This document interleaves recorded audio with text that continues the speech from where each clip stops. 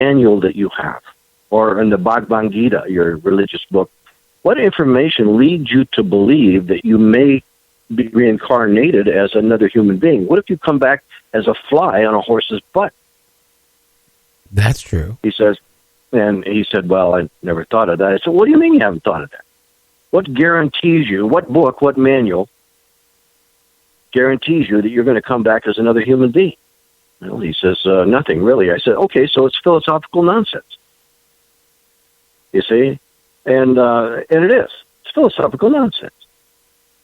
You see, you're throwing a philosophy into your brain that gives you no peace of mind about where you may be going after this physical life is over. Because our bodies are really vehicles. You know, Gary, you have a car out in front of the studio there, right? Oh, yes. Well, until you turn its spirit on, electrify it with the key in the ignition key, it's just a dead piece of metal. See, and then when you activate the electricity, which turns on all the brains, all the computers and the gizmos and everything else, then you have a live, useful vehicle, okay? Well, similarly, in a sense, it's a terrible analogy, but it gives people a rough idea where I'm going, okay? Our bodies are temporal or temporary vehicles for our spirits. You see, you've been assigned one spirit. Everybody knows Gary. Gary, you've been broadcasting, 30, 40 years? Right? 40, going on 45. Yeah, I read your bio, a week ago when I found you. And that's very impressive. Impressive. And by the way, I did, your mentor was a very kind gentleman, and I did a show with him when he was still alive, Art, back in 1996 when I wrote my first book. So I've been a published author since 1996. And Art was a fine man. Oh, yeah. I really miss our conversations we had on a regular basis. I read that. Yeah, you were close. And I appreciate that very much. He was a fine man. So, anyhow, I went from, moving body bags around during the Vietnam War when I was an 18-year-old kid. Kids fight wars, not adults. So all of us, the whole generation, 18, 19 years old over there.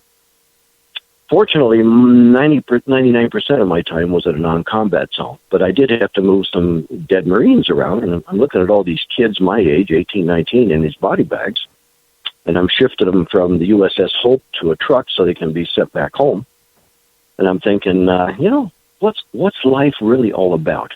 Are we just hunks of meat with a brain that's our soul? And how do we get here? Where are we going? And what's all this about? All these 18-year-old boys in body bags, and they lived 18 years and got blown up, and they go home in pieces. Well, I know, Tom, you were thinking other things than that. Like, I'm willing to bet you, one of your thoughts is, why are we here? Well, yeah, my name's Terry, not Tom, but yes, that's it. But then I also remember, Gary, looking at the back of the dollar bill where the pyramid was there and looking at the 5 words inside the circle in the arc around the pyramid and that funky-looking triangle with, radiation coming out of the eyeball. And I thought to myself, what the hell is that? We're Americans, and we have a pyramid symbol on the back of our dollar bill. And what do those words mean? Well, that stuck in my head. That was 1967. And I'm 72 and a half now. See, that stuck in my head. Even today, I still remember having a couple of beers at the Enlisted Men's Club and thinking about why or who put that on the back of our dollar bill. I didn't really research it until 1987. Oh, tell the listeners what you came up when you researched it. Well, it's very simple, and see, it's so simple. It's in our face. It's hidden in plain sight. And I'm glad you asked me that because I thoroughly researched it as a cop. I spent 6 years in a police car in Los Angeles. I handled Charles Manson right out of the police academy when I was 22 years old in 1969. So I've handled 8 murders, 6 years in a police car, handling conspiracies, you name it, I did it, thousands of crime reports and whatever. So that's my background. And I never lost a case in court. And I wrote good police reports and had compliments about them. And whenever there was a difficult case, at the time before I became, sergeant, my sergeants always recommended that I handle stuff because I wrote good police reports.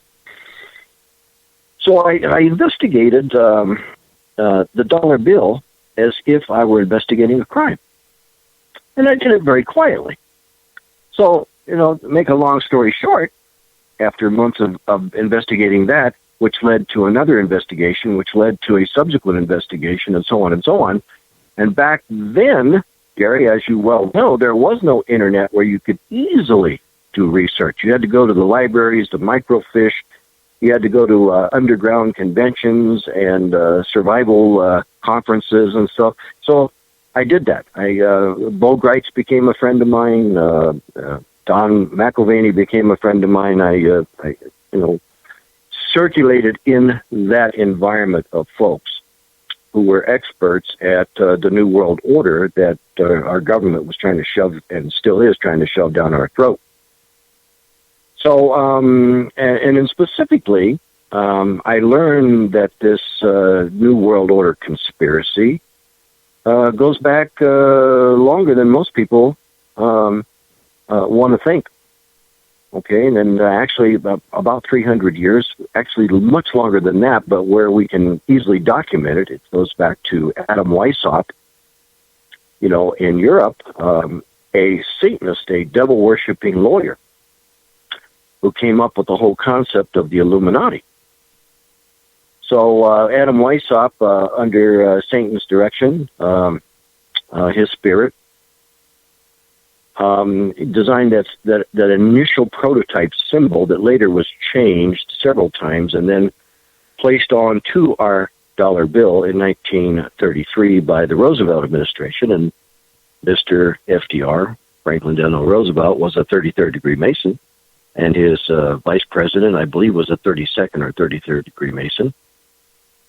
And they were instructed by the people who really run the world, the Illuminati, a satanic group, the satanic cabal that really run the world and hold all the banks, really control all the governments through the banks and the money.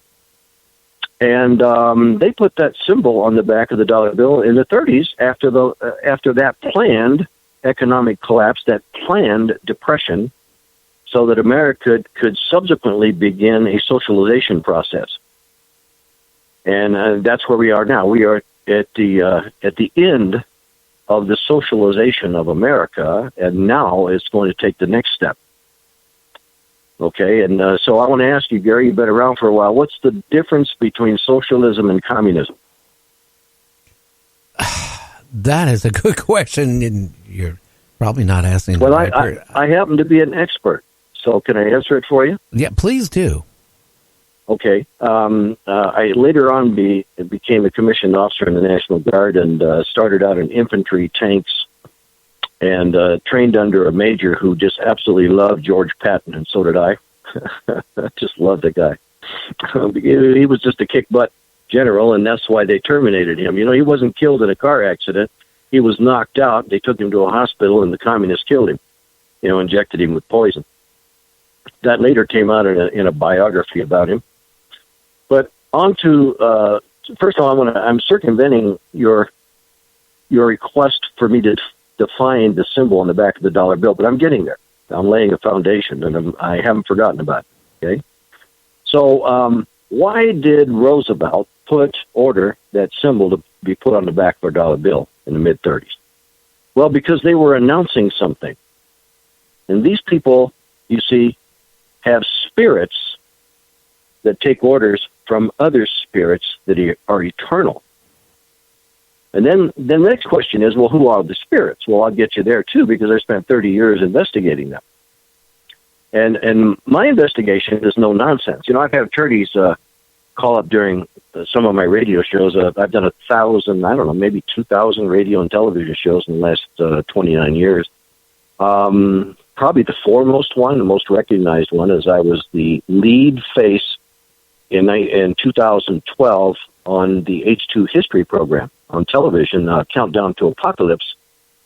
And they searched the whole internet for experts on the end times that the Bible talks about in Revelation, and they found me. I wasn't even looking to do it. I hadn't sent any letters out or anything. I wasn't easy to find. I had written several books, but they found my email address and then asked me if I wanted to fly down to Hollywood and participate in that program with them. And so they made me the lead face, and my face. They just pulled that program after 7 years of leaving it on the air. So probably 1 billion or 2 billion people have seen that program. So trying to establish my credibility that I'm not just some nut that you're talking to here, that I diligently investigate things, because there are too many nuts out there who just shoot their mouths off and they don't really know what they're talking about. Or they innocently give an opinion of something to appear as an expert, but they're really not. And so their information isn't valuable to anybody. Well, I'm here to tell you that I've had attorneys call me up on radio programs over the last 25 years, and they'll start calling me a conspiracy nut. Now, here's what I usually say to the attorneys. I used to say, listen, you went to law school, so you're very familiar with Black's Law Dictionary, right? Well, yes, I'm somewhat familiar. Somewhat. Okay, well, listen, I have arrested people for conspiracies. I've testified that against them in courts of law, and I've always won. So, counselor, tell me why you called to call me a conspiracy nut. If you're a lawyer, you should know what the term means. So define it for me from Black's Law Dictionary. Well, I think no, don't hand me that nonsense. You called to defame me. You called to discredit me because you're a left-wing liberal, and I'm a right-wing Christian conservative, and so substantiate your case against me, counselor, like you would in a court of law.